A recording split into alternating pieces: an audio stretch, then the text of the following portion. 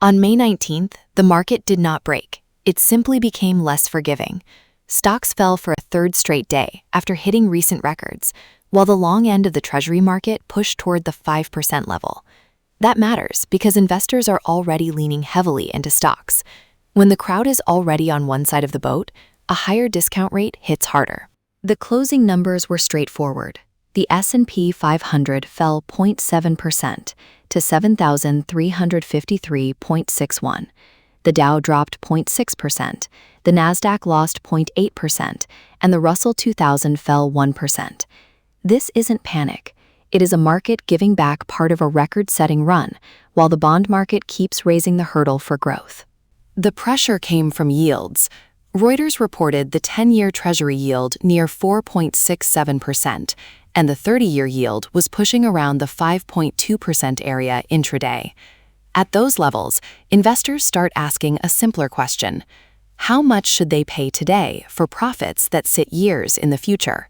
That question matters more because positioning is no longer cautious. Bank of America's May Fund Manager Survey showed a net 50% of managers are overweight equities, up from 13% in April. Cash levels fell to 3.9%. The market was not priced like everyone was hiding in a bunker. Crowding does not mean stocks have to fall. It means the tape has less room for disappointment. If investors are already heavily allocated to equities, the next buyer has to work harder. If yields rise at the same time, the most expensive and most loved trades feel the pressure first. The headline index can hide some of this stress. One source flagged a very low 12-month implied correlation for the S&P 500, around 23%. The simple read is that the index can look calmer than the individual stocks underneath it. If a few mega-cap winners hold up while the rest of the market weakens, the headline can hide how narrow the cushion has become. Iran and oil were part of the setup, but they were not the lead story today. Reuters reported that oil eased after Trump paused planned attacks and talked up the chance for a nuclear deal. The problem for stocks was that inflation worries did not disappear. High energy risk still feeds the rate story, even on a day when crude pulls back. This is why tech felt the heat. The Nasdaq led the decline after a massive run.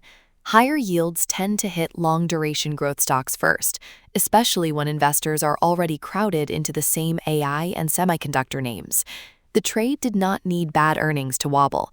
It just needed a higher discount rate. The next big checkpoint is Nvidia. The company reports its fiscal first quarter 2027 results after the close tomorrow, May 20. Market estimates are clustered around $79.17 billion of revenue, which is above Nvidia's own $78 billion guidance. It is a high bar. A strong report could steady the AI leaders. A merely good report may not be enough if the bond market stays hostile. The demand side for AI is still very real. Blackstone and Google announced a joint venture to create a new TPU cloud company. It starts with $5 billion of initial equity capital and plans for the first 500 megawatts of capacity in 2027. This is real money chasing real compute demand. The issue is whether investors will keep paying any price for that demand when rates are this high. This is a pressure test, not a crash call. The economy still has momentum, companies are spending, and AI demand has real buyers. But the market is more exposed when equity positioning is heavy, long yields are high, and one earnings report is expected to carry an entire leadership group. The watch list is direct for the rest of the week. Watch the 30-year yield, oil headlines, and Nvidia's results and guidance tomorrow.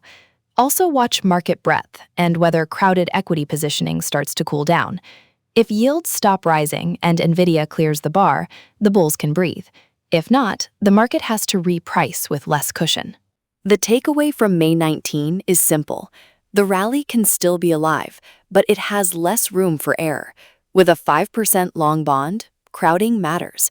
When investors are already all in, good news has to be very good, and bad news travels faster.